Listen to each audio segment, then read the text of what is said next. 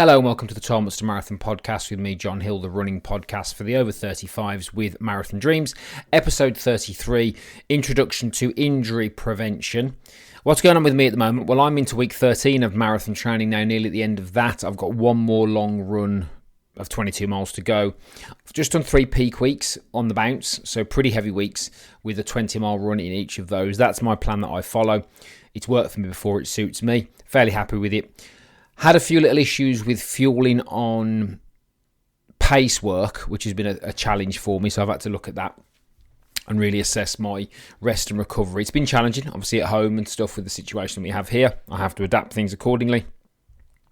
But I'm happy. I must admit, I'm quite happy. You can see things coming together. So the last 20 miler I did was the most comfortable of them all. Fueling's been good. I've got a good knowledge of that and I've practiced it. So yeah, it's going well. For the marathon on March the 16th. So my last 22 miler, is on Sunday as I record this. So yeah, it's looking good. And if you do want to follow my journey, of course, you can follow me over at 12 Months to Marathon on Instagram, which I appreciate. Also, don't forget, I've now launched my exclusive members-only podcast, 12 Months to Marathon Plus. The link for that will be in the description of this podcast or the show notes, wherever you get your podcasts from, or you can message me with Plus over at 12 Months to Marathon. I'll send you the details. For $7 a month, basically, you'll get access to exclusive content that I only usually use for my coaching clients, so a bit more longer form stuff, a bit more detailed stuff, and moving forward, I'll be using it as a platform to answer specific questions I get on Instagram. As I've explained before, I can't spend all my day answering questions on Instagram when I've got people that invest in my service. I need to make sure that I give them the time, and I can't really give the correct advice without knowing enough about the individual in question, because that for me is not right. Basically, I would just use a simple word on that one. So yeah, 12 Months to Marathon Plus. If you want the details on that, click the link down below, $7 a month, and you'll get some really good information there to help you on your running journey. So, introduction to injury prevention. Now, I've got a lot of people working with me at the moment who are training for marathons. And of course, to preempt this, what happens is sometimes certain people will get injured and other people won't. Okay, it's just the way it kind of goes.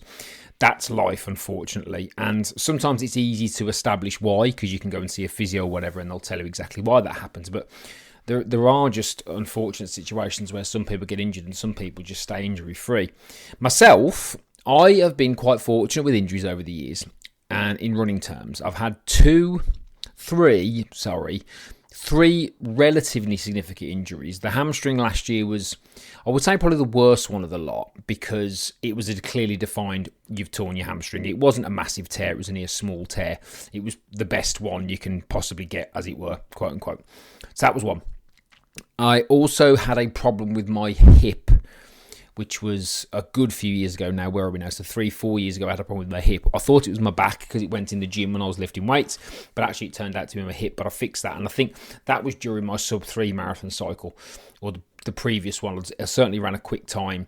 It was either my 3:02 or my sub-3 that I ran with that problem as part of the training protocol, and I got sorted out by a physio. Now, I've been quite fortunate, I think, with injuries for 2 reasons primarily. One, because I had a base of strength. So I was always a strong runner. I've always lifted weights. Since my new life, as it were, since 2005, since I started losing weight, I've always lifted weights. And I've always trained legs, because I think I touched on this in a previous one where I just heard that you had to train legs. So I was like, yeah, well, okay, that makes sense. So I did that. So I've always trained legs, and I've always had strong legs and core. So that's really helped me on my running journey. And I think that's helped me that's prevented injury on my behalf, particularly. So that's one. And also as well, I understand nutrition. I've got a good knowledge of nutrition. I've got a nutrition diploma. It's something that I've studied quite intensely, and eating foods that are anti-inflammatory as the bulk of your diet is the most important thing to do. Okay. In my opinion, and protein as well. So the pillars of a quote unquote healthy diet are, first and foremost, if you want to maintain your weight, you need to have some sort of caloric system going on. You need to, make sure you're not gaining weight.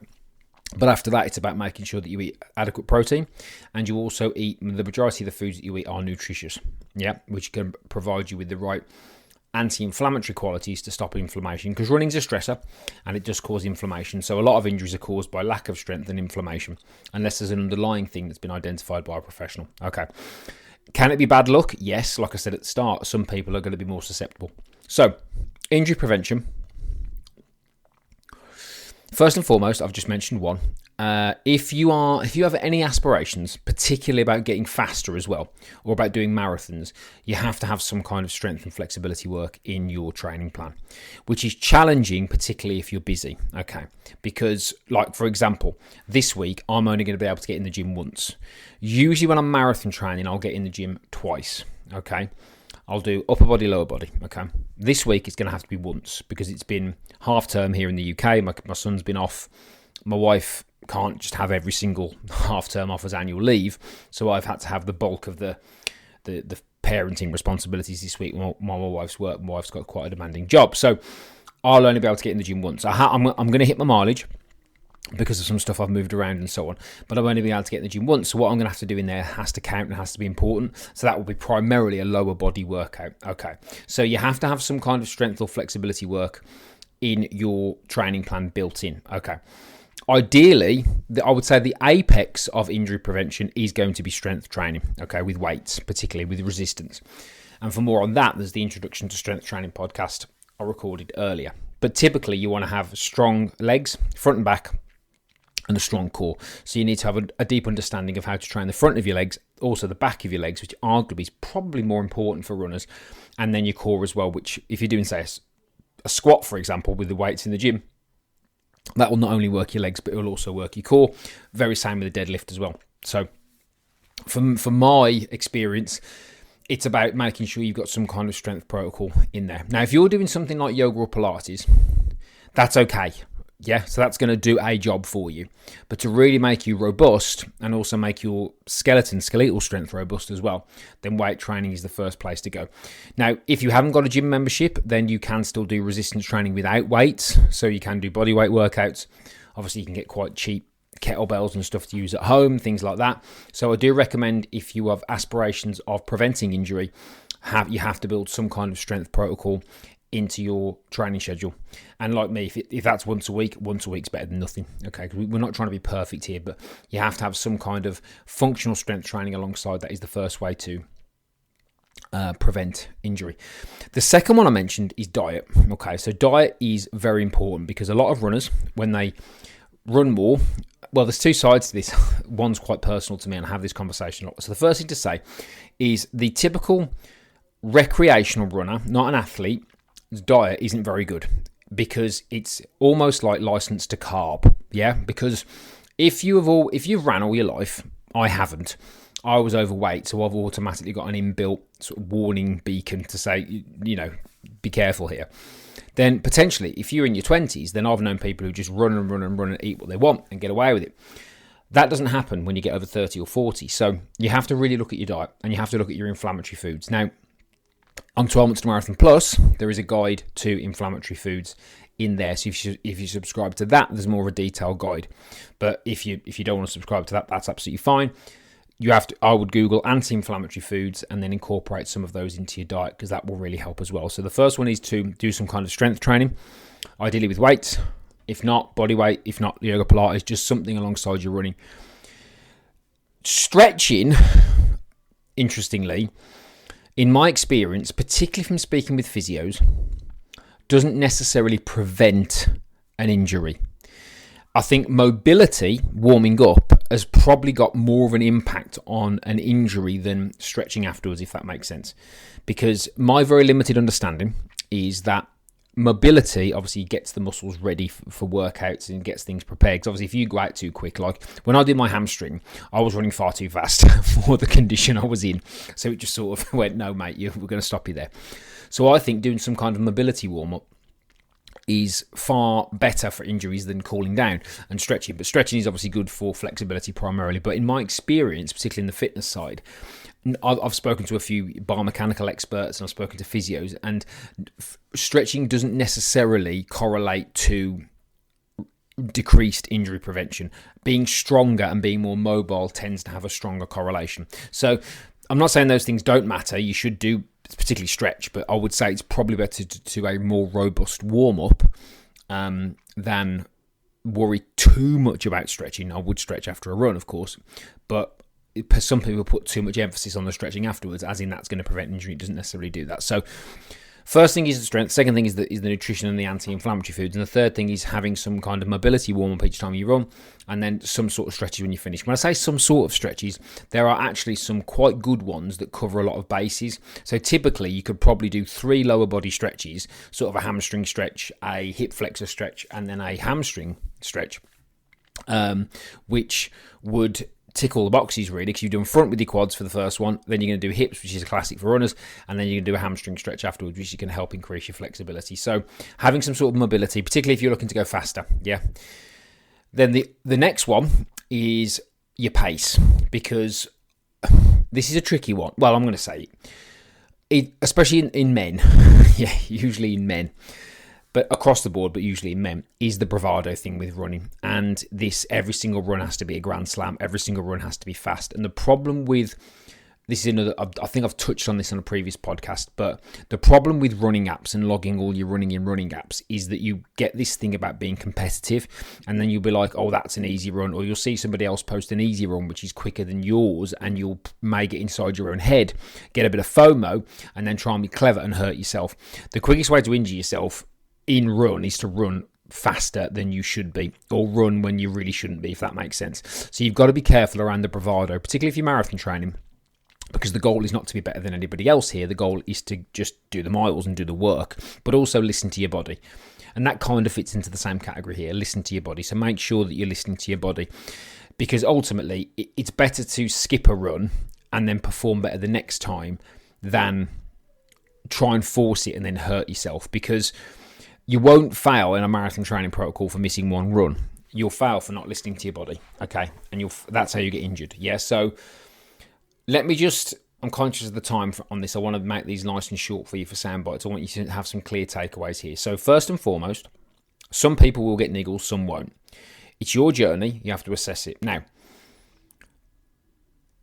running's an expensive game. You probably know that by now. I've just bought a new Garmin, because mine was on the way out, 4 265, absolute winner. Recommend it, by the way, if you're looking at getting a new piece of tech. So I'd recommend looking at that. But anyway, running's an expensive game. So I cannot speak highly enough of private physios, particularly a good one. I've got a very, very good one here that I use, a guy called Gary Jones. He's in Bromsgrove, up here in the sort of Worcestershire, West Midlands area. So if you're local and you want to go and see a good physio, make sure to message me and I'll send you Gary's details. He's Physio206 on Instagram. He's very good. But a private physio is worth its weight in gold, and that's going to get you your answer. If you go down the NHS route, which I understand that potentially from a financial point of view, you are going to be waiting quite a long time, and they're not great on musculoskeletal problems because it's not their main concern. They will sort you out, but it will take a while. And if you're running and you want to get better at running, it's better to see a private physio about your injury. Okay, that's first and foremost. So let's map this out. Right. Number 1, strength. You've got to be stronger. You've got to improve your strength and flexibility.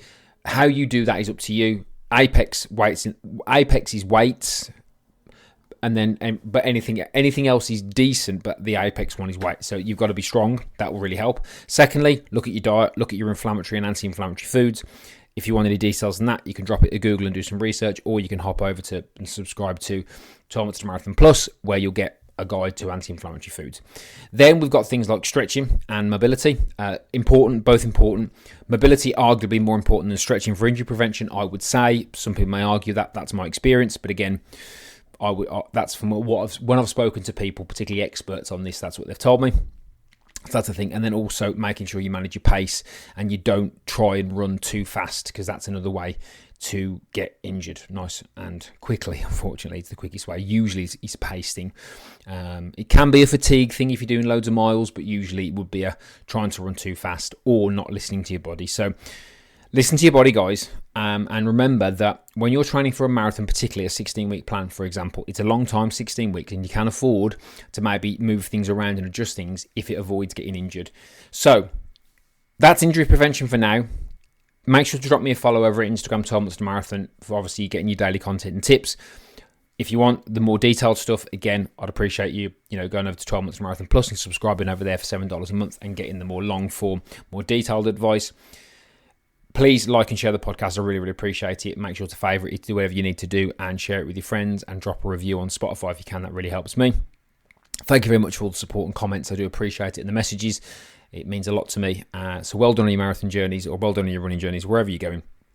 I'll keep you updated on mine. Best of luck. And if you are struggling with an injury, just remember, don't get inside your own head. Get it sorted. And I wish you all the best with it. Thanks again for listening, and I'll speak to you soon.